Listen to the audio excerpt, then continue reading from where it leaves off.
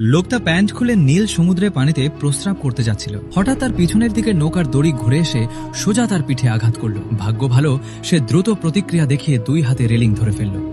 কিন্তু তখন ইয়াটটি খুব দ্রুত গতিতে চলছিল। লোকটা যদি একটু অসাবধান হতো তাহলে সে গভীর সমুদ্রে পড়ে যেত এবং হাঙরের খাবার হয়ে যেত। জীবন মৃত্যুর মুহূর্তে লোকটা দ্রুত শ্বাস নিয়ন্ত্রণ করে নিজেকে শান্ত রাখল। তারপর সমস্ত শক্তি দিয়ে শরীর দোলাতে লাগলো। শেষ পর্যন্ত হাত অবশ হয়ে যাওয়ার আগেই সে 2 পা ডেকে তুলতে সক্ষম হল। শরীর ভর দেওয়ার জায়গা পেলেও সে এখনো সতর্ক ছিল। পুরো শরীর তুলে নেওয়ার পরেই তার ভয় কিছুটা কমল। শান্ত হওয়ার পর সে ধীরে ধীরে উঠে দাঁড়ালো। এই ঘটনার পর সে এতটাই ভয় পেয়ে গেল যে আর সমুদ্রে প্রস্রাব করার সাহস করল না। তাই সে বাধ্য হয়ে কেবিনে ফিরে গিয়ে টয়লেটে গেল। কিন্তু সে জানত না এই সিদ্ধান্তই তাকে প্রায় মৃত্যুর মুখে ঠেলে দেবে। লোকটা টয়লেটের ঢাকনা খুলতেই দরজাটি হঠাৎ নিজে থেকেই বন্ধ হয়ে গেল। সে অবাক হয়ে পেছনে তাকালো, কিন্তু বিষয়টি তেমন গুরুত্ব দিল না। প্রস্রাব শেষ করে যখন বের হতে গেল তখন দেখল দরজাটি শক্তভাবে লক হয়ে গেছে। সে যতই চেষ্টা করুক দরজা আর খুলছিল না। সে ভাবল হয়তো সে ঠিকভাবে খুলতে পারছে না। তাই সে নিচু হয়ে দরজার লক ভালো করে পরীক্ষা করল। কিন্তু সে যতই দেখুক কোনো অস্বাভাবিক কিছু খুঁজে পেল না। সে ডান দিকে বা বাম দিকে ঘুরিয়েও দরজা খুলতে পারল না। তখন সে বুঝতে পারল কিছু একটা সমস্যা হয়েছে।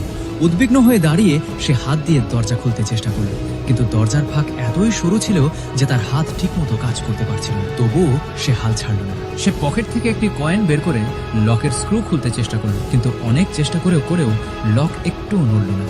এবার সে সত্যিই ভয় পেয়ে গেল। সে তাড়াতাড়ি আলমারি থেকে একটি থার্মোস বের করে দরজায় জোরে আঘাত করতে লাগলো, কিন্তু শেষ পর্যন্ত সেটাও কোনো কাজে এলো না।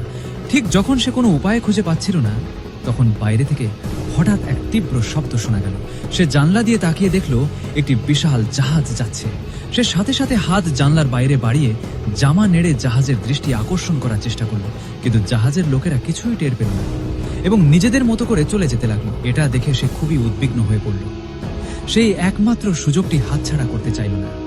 তাই সে মাথা জানলার বাইরে বের করার চেষ্টা করল যাতে কেউ তাকে দেখতে পারে, কিন্তু তার মুখ বড় হওয়ায় সে জানলার সরু ফাঁক দিয়ে বের হতে পারল না, বরং তার গাল ব্যথা পেয়ে গেল। এবার সে পুরোপুরি হতাশ হয়ে মাথা ধরে বসে পড়ল। কিছুক্ষণ পর যখন সে আবার বাইরে তাকালো তখন দেখল জাহাজ অনেক দূরে চলে গেছে, কিন্তু সে হতাশ হওয়ার সময়ও পেল না, কারণ আরো বড় বিপদ আসছিল। কেউ ইয়াটটি চালাচ্ছিল না, তাই বাতাসের কারণে এটি ধীরে ধীরে ঝড়ের দিকে চলে যাচ্ছিল। অল্প সময়ের মধ্যেই সমুদ্রে প্রবল বৃষ্টি শুরু হলো। সে বুঝতে পারল তাকে অবশ্যই পাল নামাতে হবে, না হলে ইয়াটটি উল্টে যেতে পারে। তাই সে আলমারি থেকে একটি ব্লেড বের করে জানলার বাইরে হাত বাড়িয়ে পাল কাটার দড়ি কাটতে লাগলো, কিন্তু জাহাজ এতটাই দুলছিল যে সে ঠিকভাবে দাঁড়াতে পারছিল না। প্রতিবার একটু কাটতেই সে জোরে ছিটকে আবার ভেতরে পড়ে যাচ্ছিল। তবুও ভাগ্য ভালো যে লোকটা হাল ছাড়েনি। তার নিরন্তর চেষ্টায় দড়িটা অবশেষে বেশিরভাগ কাটা হয়ে গেল। সফল হতে যাচ্ছে ঠিক তখনই হঠাৎ বিপদ ঘটল। লোকটা অসাবধানতা বশত নিজের আঙুলের এক অংশ কেটে ফেলল। ভয়ঙ্কর যন্ত্রণায় সে প্রায় অজ্ঞান হয়ে পড়ল। সে আর ব্লেডটা ধরে রাখতে পারল না। অসহায় হয়ে সে দেয়ালে হেলান দিয়ে দাঁড়িয়ে রইল। কি করবে বুঝতে পারছিল না। ঠিক যখন সে পুরোপুরি হতাশ হয়ে পড়েছে তখন এক অলৌকিক ঘটনা ঘটল। হঠাৎ এক ঝড়ো হাওয়া এসে দড়িটাকে পুরোপুরি ছেড়ে ফেলল, ফলে পালও নিচে নেমে এলো। খুশি হওয়ার সময় না পেয়ে লোকটা দ্রুত জানালা বন্ধ করে দিল যাতে বৃষ্টির পানিতে ডুবে না যায়। এসব করার পর সে আর নিজেকে সামলাতে পারল না। দেয়ালে হেলান দিয়ে গভীর ঘুমে তলিয়ে গেল। এক রাত পর ঝড় বৃষ্টি থেমে গেল, কিন্তু লোকটা অবাক হয়ে দেখল কেবিনের পানির স্তর একটুও কমেনি। সে বুঝল এখনই কোনো উপায় বের করতে না পারলে আজই তার শেষ দিন হতে পারে। তাই সে দ্রুত জমে যাওয়া হাত পা নাড়াচাড়া করে শক্তি জোগাড় করল। এক ধাক্কায় দরজা ভেঙে বের হওয়ার চেষ্টা করল, কিন্তু অবাক করার মতো বিষয়, হালকা ধাক্কাতেই পুরো টয়লেটের দরজাটা খুলে পড়ে গেল। সে কিছুটা হতভম্ব হয়ে চারপাশে তাকাল। নিজেকে স্বপ্নে নয় নিশ্চিত হয়ে দ্রুত সিঁড়ি বেয়ে ডেকে উঠে এলো। বাইরের অনেক দিনের তাজা বাতাস নিয়ে নিজেকে শান্ত করল। তারপর সে কেবিনের জমে থাকা পানি পরিষ্কার করার কাজে লেগে গেল, কিন্তু নৌকার নিজস্ব পানি নিষ্কাশন ব্যবস্থা খুবই দুর্বল ছিল। এই গতিতে পানি তুলতে গেলে সে আগেই ক্লান্ত হয়ে মারা যাবে। হঠাৎ তার মাথায় একটি বুদ্ধি এলো। সে একটি ছোট ইঞ্জিন বের করে 2 পাশের তার জুড়ে দিল, তারপর সেটিকে পানির মধ্যে ফেলে দিল। এরপর ক্লিপ দিয়ে ব্যাটারির সাথে সংযোগ করল। এইভাবে একটি সহজ স্বয়ংক্রিয় পানির পাম্প তৈরি হলো। এই পদ্ধতিতে সে খুব দ্রুত কেবিনের পানি পরিষ্কার করে ফেলল। এরপর সে একটি ওয়াকিটকি নিয়ে সাহায্যের জন্য বারবার ডাকতে লাগলো, কিন্তু কোনো সাড়া পেল না। বাধ্য হয়ে সে নিজেই ব্যবস্থা নেওয়ার সিদ্ধান্ত নিল। প্রথমে সে পাল গুটিয়ে ফেলল যাতে বাতাসে ভেসে পথচ্যুত না হয়। তারপর কাপড় দিয়ে ইঞ্জিনের পানি মুছে ফেলল। সব শেষে ব্যাটারি আবার জায়গা মতো বসিয়ে ইঞ্জিনের সাথে সংযুক্ত করল। সে বাধ্য হয়ে আবার কেবিনে ফিরে গেল। একটি কম্বল গায়ে জড়িয়ে শক্তি সঞ্চয় করতে লাগলো। সে বুঝতে পারেনি বিপদ ইতিমধ্যেই কাছে চলে এসেছে। পরদিন এক ঝাঁকুনিতে তার ঘুম ভেঙে গেল। সে দ্রুত উঠে জানলার বাইরে তাকালো। দেখে অবাক হলো, ইয়ারটি নিজে নিজেই চলতে শুরু করেছে। সে দ্রুত ডেকে যাওয়ার চেষ্টা করলো কি হচ্ছে দেখতে, কিন্তু আবার দরজাটা লক হয়ে গেল। সে বুঝলো জোর করে খুলতে পারবে না, তাই অন্য কোনো পথ খুঁজতে লাগলো। ভাগ্য ভালো, টয়লেটের পেছনে একটি ছোট ঢাকনা খুঁজে পেল। এর ভেতরে ছিল ডেকে যাওয়ার একটি গোপন পথ। সে আর কিছু না ভেবে ভেতরে ঢুকে পড়ল। সিঁড়ি বেয়ে উপরে উঠতে লাগলো।